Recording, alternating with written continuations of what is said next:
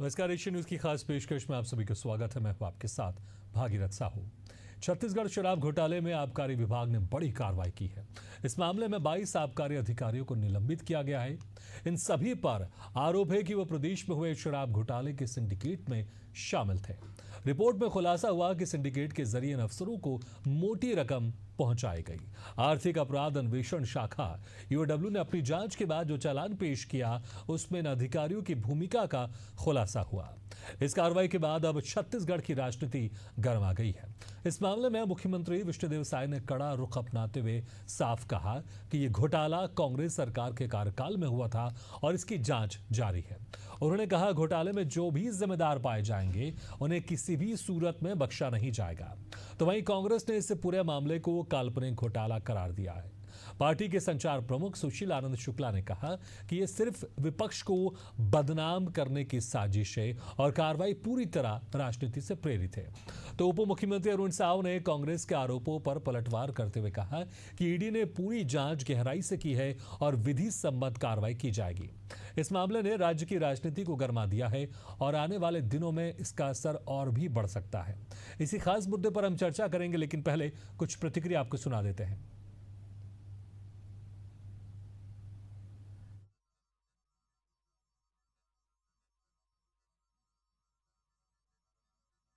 कि पिछली जो 5 साल की कांग्रेस की सरकार थी उसमें अनेकों घोटाला हुए और सबकी जांच केंद्रीय एजेंसियां और राज्य की एजेंसियां कर रही हैं और जो भी दोषीदार हो रहे हैं उनको दंडित करने का काम हो रहा है।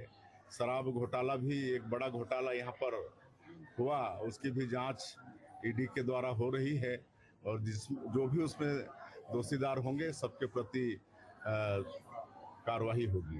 देखिए, ईडी अपनी लगातार कार्रवाई कर रही है। ईडी ने बहुत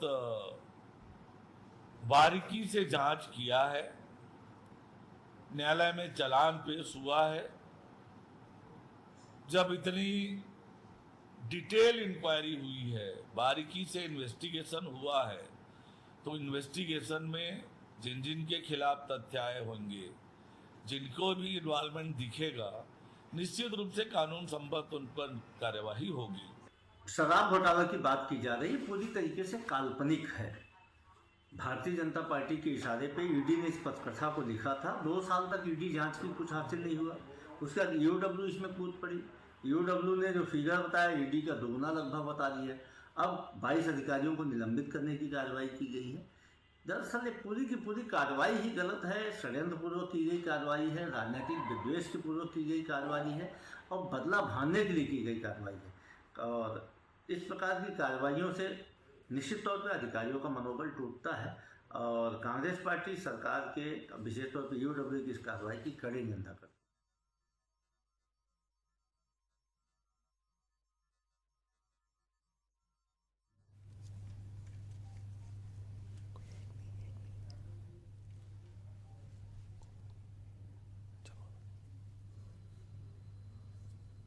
तो जिस तरह से अभी आपने सुना पक्ष विपक्ष की तरफ से उनकी प्रतिक्रिया सुनी, तो जिस तरह से यहां पर छत्तीसगढ़ में 2000 करोड़ से ज्यादा का ये शराब घोटाले का मामला और ईओडब्ल्यू ने चालान पेश किया था 7 जुलाई को और अब बड़ी कार्रवाई हुई है जिसमें 22 आबकारी अधिकारियों को निलंबित कर दिया गया है। तो मुख्यमंत्री विष्णुदेव साय ने भी कहा कि जो भी इसमें शामिल होगा उनको बख्शा नहीं जाएगा, उनके खिलाफ कार्रवाई की जाएगी। तो वहीं कांग्रेस की तरफ से कहा जा रहा है कि ये काल्पनिक घोटाला है और जो कार्रवाई हो रही है वो गलत हो रही है। तो पलटवार भी किया उप मुख्यमंत्री अरुण साव ने। उन्होंने कहा कि जो भी कार्रवाई हो रही है सही हो रही है, विधि सम्मत कार्रवाई आगे भी इसमें जारी रहेगी। तो चलिए इसी खास मुद्दे पर हम चर्चा शुरू करते हैं। जो मेहमान हमारे साथ जुड़े हैं उनका आपसे तारुफ करा देता हूं। हमारे साथ इस वक्त अभी अनिल पुसदकर जी जुड़े हैं जो कि वरिष्ठ पत्रकार हैं। कुछ देर में कांग्रेस और बीजेपी के प्रवक्ता भी जुड़ेंगे, हम उनसे भी चर्चा करेंगे। अनिल जी, देखिए बड़ा घोटाला है, तकरीबन 2000 करोड़ से ज्यादा के घोटाला, लेकिन जब इसमें कार्रवाई हो रही है तो आप इसको कैसे देखते हैं? क्योंकि कांग्रेस तो इसे काल्पनिक घोटाला बता रही है, लेकिन 22 जो आबकारी अधिकारी थे उनको निलंबित कर दिया। एक बड़ी कार्रवाई है छत्तीसगढ़ में। बिल्कुल भागीरथ जी, ये कार्रवाई बड़ी है, घोटाला भी बड़ा है।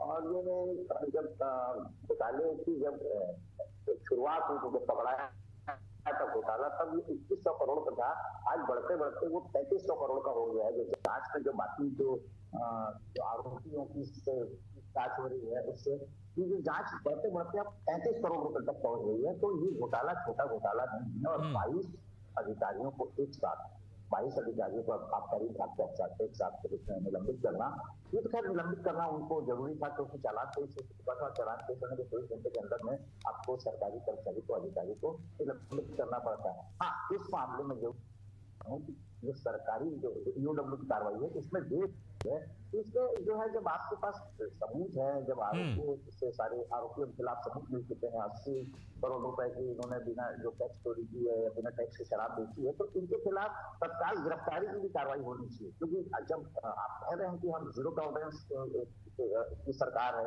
जब आप कह रहे हैं कि जब हम किसी को बख्शेंगे नहीं, जब आप कह रहे हैं कि इस मामले से एक भी आदमी बख्शा नहीं जाएगा, तो फिर ये अधिकारी अभी तक बचे क्यों हो? अभी तक सरकारी ड्यूटी पे क्यों हमने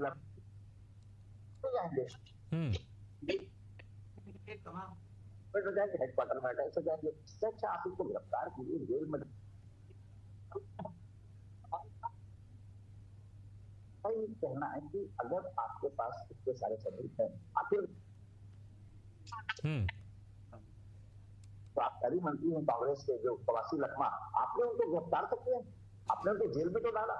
सिर्फ अकेला प्रवासी लखमा नहीं है, बहुत सारे बड़े अफसर है, वो भी गिरफ्तार है। तो ये जो सरकारी नौकरी का मजा लूट रहे हैं अभी तक, 1.5 साल हो गए इनकी सरकार को, 1.5 साल तक तो इनके खिलाफ कोई कार्रवाई नहीं, इनको भी जेल में रहना चाहिए।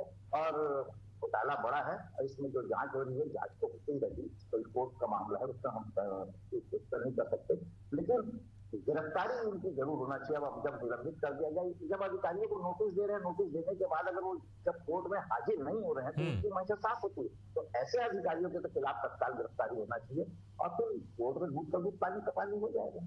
बिल्कुल, कोर्ट में दूध का दूध पानी का पानी हो जाएगा। बिल्कुल, हमारे साथ बीजेपी और कांग्रेस के प्रवक्ता भी जुड़ गए हैं, रविंद्र सिंह जी भाजपा प्रवक्ता और कांग्रेस प्रवक्ता अभिमन्यु मिश्रा जी जुड़ गए हैं। आप दोनों मेहमानों का भी स्वागत। सबसे पहले अभिमन्यु जी आपके पास आना चाहूंगा। देखिए, जिस तरह से अनिल जी कह रहे थे कि इसमें इनकी गिरफ्तारी भी होनी चाहिए, अभी कार्रवाई हुई है, बहुत अच्छी बात है, दूध का दूध पानी का पानी कोर्ट में हो जाएगा, लेकिन आप लोग इसे काल्पनिक घोटाला बता रहे हैं। इतना बड़ा घोटाला जिसमें 2000 करोड़ से ज्यादा घोटाला है, कोर्ट में चालान पेश हो चुका है जिसमें 2300 से ज्यादा पन्ने इसमें शामिल है, और अभी बड़ी कार्रवाई हुई है, 22 अधिकारियों को, आबकारी अधिकारियों को निलंबित कर दिया गया, फिर भी आप लोग इसे काल्पनिक घोटाला बता रहे हैं। आपको नमस्कार, अनिल जी को नमस्कार, रविंद्र जी को नमस्कार, आपके सारे दर्शकों को नमस्कार। देखिए, सबसे पहले तो जो बात मैं बताना चाहूंगा, 2014 से जब से भारतीय जनता पार्टी सरकार में आई, तो इस प्रकार की चीजें, चाहे ईडी की रेड हो गई, चाहे सीबीआई के माध्यम से विपक्ष के नेताओं को गिरफ्तार करना, उनके यहाँ छापे मारना, बड़ा ही आम बात हो गई। तो कहीं ना कहीं जो इन एजेंसियों को अप्रासंगिक करने का काम किया है, वो भारतीय जनता पार्टी ने किया है, क्योंकि इसके पीछे कारण भी है। ईडी के केसेस आप देखें तो 5,500-6,000 केसेस पिछले 10-11 सालों में उन्होंने रजिस्टर किए हैं, जिसमें से बामुश्किल 25 में कन्विक्शन हुआ है। तो फिर समझ में ये बाकी जो केसेस थे, जो जिनका कोई डिस्कस नहीं निकल पाया, माने वो घोटाले हुए ही नहीं। और इसी तर्ज में अगर बात करें तो CWG स्कैम की बात कर लें, जो उस समय बहुत मुद्दा उठाया भारतीय जनता पार्टी ने, 2G स्पेक्ट्रम का बहुत मुद्दा उठाया। इतने सालों बाद आज कोर्ट का फैसला आया और उसमें जो जांच एजेंसियों ने क्लोजर रिपोर्ट दायर कर दी। तो इतने सालों तक जो बदनाम किया गया, नेताओं को बदनाम किया गया उस बात को लेकर के, वो सब अब चीजें वापस नहीं आ सकती। इसीलिए हमारा ये कहना है कि अगर कार्रवाई जो हो रही है, तो अभी जैसे ईडी ने कार्रवाई कर ली, जो गिरफ्तारियां करनी थी की, उसके बाद ईडी की चार्जशीट में भी इन अधिकारियों के नाम थे, 29 अधिकारियों के इनके नाम ईडी की चार्जशीट में भी थे। आप जिस तरह से कह रहे थे कि उस वक्त जो नेताओं को बदनाम किया गया, लेकिन अभी भी जो सत्ता पक्ष के लोग तो कह रहे हैं घोटाला कांग्रेस की सरकार में हुआ है, वो अपनी बात से कहां पीछे, वो तो कह ही रहे हैं कि कांग्रेस की सरकार में घोटाला हुआ है और बड़ी कार्रवाई भी हुई है, 22 अधिकारियों को निलंबित कर दिया गया है। भागीरथी जी, मैं एक बात बताना चाहूंगा आपको कि जिस शराब नीति की बात हो रही है, शराब नीति का बदलाव हुआ था 2012 में, जब लाइसेंस कैंसिल करके डायरेक्ट निर्माताओं को काम दिया गया था। 2012 से लेकर 18 तक के लगभग 4400 करोड़ के शराब घोटाले की बात आई थी। उस समय भी ईओडब्ल्यू को जांच सौंपी गई थी हमारी सरकार के समय में, और उसमें जांच कर रही थी, एक व्यक्ति की गिरफ्तारी भी हुई। और उसके बाद चलिए ठीक है, अभी मैं वही आगे बढ़ रहा था कि इसमें ईओडब्ल्यू की एंट्री जो है वही सबसे ज्यादा संदेह पैदा करती है।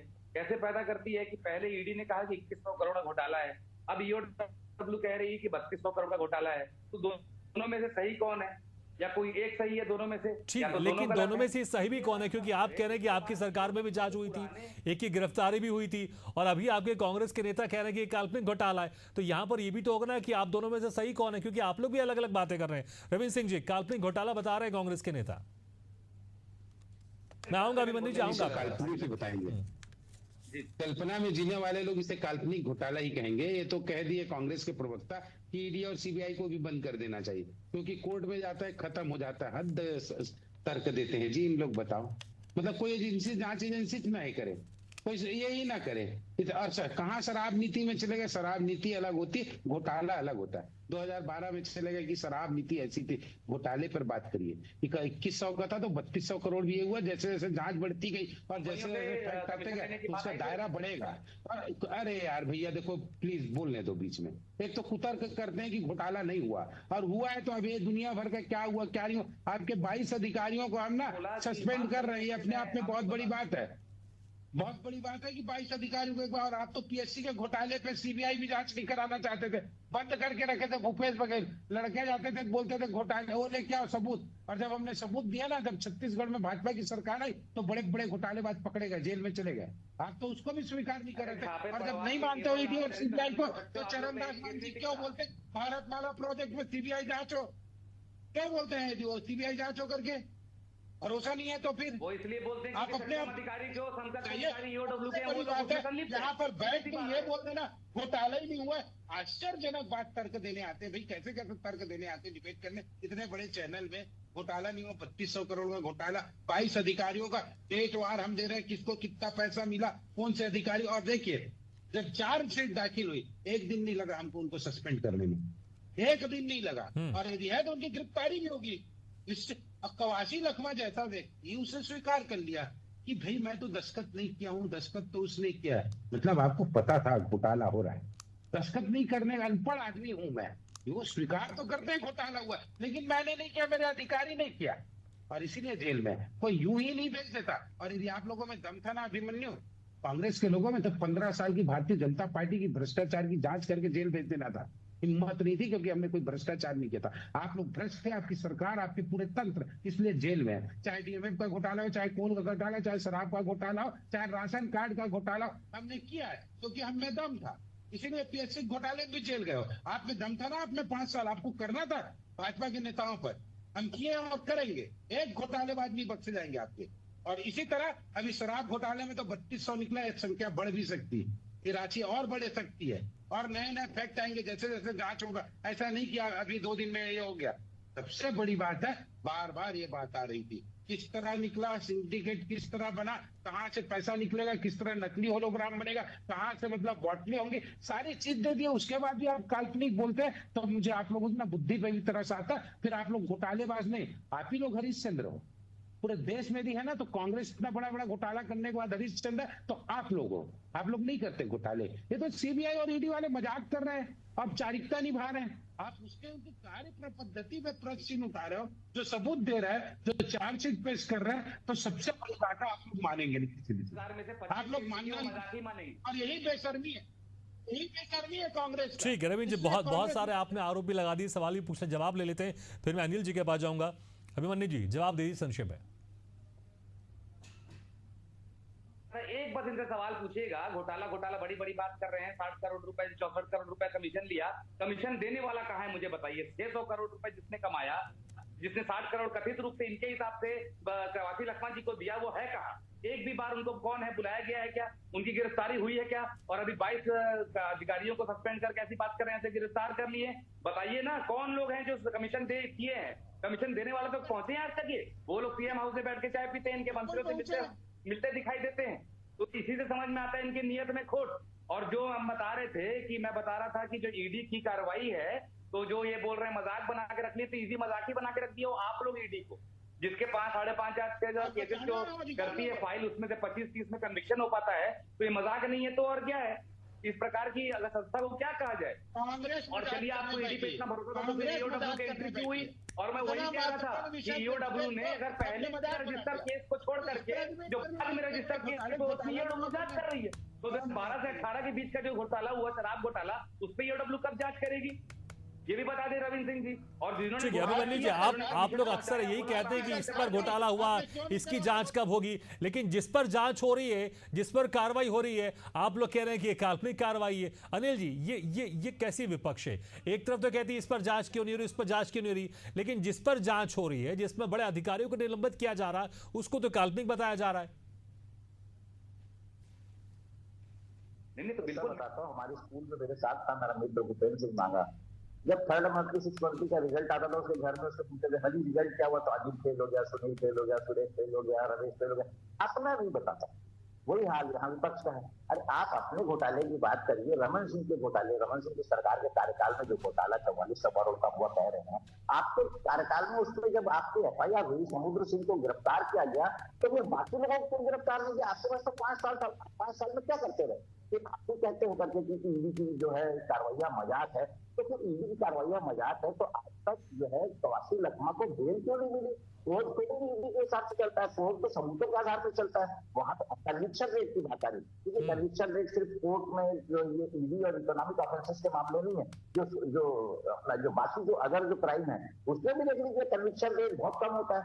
सर्कमस्टांसेस होते हैं, सर्कमस्टांसेस जो एविडेंसेस होते हैं, बहुत सारी चीजें होती है। लेकिन अगर कोर्ट ने आज तक 84 लखमा को बेल आउट नहीं किया है, दूसरी बात ये जो 22 लोग जो आज वो सस्पेंड हो रहे हैं, तो इसमें तो मैं इसमें कोई सरकार को तारीफ नहीं करूंगा। सरकार कांग्रेस बीजेपी जब बहस कर सस्पेंड कर दिया, एक तो मर गया, उसके आरोपी 29 आबकारी अफसरों में एक मर गया है, 7 रिटायर्ड हो चुके हैं, इसके खिलाफ कार्रवाई कब हो जाएगी? रिटायर्ड है क्या, मुझे आ गया, एक मर गया, वो तो तत्काल 22 लोगों को गिरफ्तार करना चाहिए, उनके खिलाफ कार्रवाई करना चाहिए और जांच को तेजी से करना चाहिए। तो इस तरह देखिए, एक बात जो है, अगर आपकी जांच में कहीं पे भी कोई कहीं से आपको कमी दिखेगी तो विपक्ष को बोलने का मौका मिलेगा और विपक्ष बोलेगा, क्योंकि उसकी भूमिका है विपक्ष से सवाल उठाने का। सवाल अभी उठाएंगे, लेकिन इनको भी चाहिए कि अगर क्रिस्टल क्लियर अगर जांच चलती है तो क्या दिक्कत है? अगर आपने इतना सब कर डाला है, आपने आबकारी मंत्री को जेल में डाल दिया है, बहुत सारे अफसरों को जेल में डाल दिया, ठेकेदारों को जेल में डाल दिया, तो ये बाकी 22 को कब डालेंगे? इनको भी डालिए। ठीक है, तो आप कह रहे हैं कि ठीक है निलंबन तो क्या, लेकिन गिरफ्तारी कब होगी? ठीक है रविंद्र जी, जवाब दे सकते हैं। आपकी निलंबन तो कर दी, आपने बड़ी कार्रवाई की, लेकिन क्या इनकी गिरफ्तारी भी जल्द होगी? बिल्कुल होगी, निश्चित रूप से होगी। सबसे पहले शासकीय अधिकारी हैं तो वो क्या कहते हैं क्लास 2 अधिकारी PSC से सेलेक्ट होके आए, उनको सस्पेंशन करने की एक प्रक्रिया होती है।